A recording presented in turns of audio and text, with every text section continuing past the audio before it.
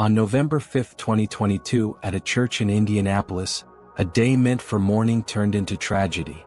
42-year-old Alan Germaine Turman, a man described as warm, funny, and full of life, had recently married his longtime friend, Shannon. After 15 years of friendship, their bond had finally blossomed into love, and in August 2022 they tied the knot. For Alan, it was the start of a new and hopeful chapter. But that chapter was cut short in the most heartbreaking way.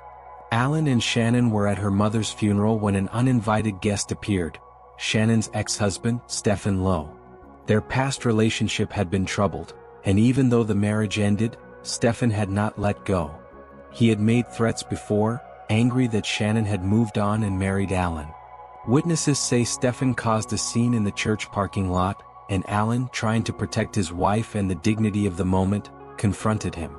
The two exchanged heated words and tension quickly escalated. Family and friends intervened, thinking the danger had passed. But it hadn't. Moments later, Stefen returned in his car. As Alan and Shannon were heading toward their own vehicle, tragedy struck. Alan was attacked in front of stunned family members, including his mother, who watched in horror. A stranger rushed to help, but Alan could not be saved. The entire community was left reeling. Just days after celebrating their union, Shannon found herself planning her husband's funeral. The decorations and venue once meant for their wedding reception instead became a memorial. Stefen was quickly arrested, and in 2024 he pleaded guilty to voluntary manslaughter.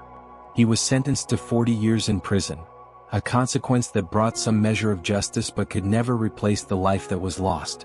Alan's family continues to remember him not for how he died, but for how he lived. A man of humor, kindness, and love who left behind 5 children and countless memories.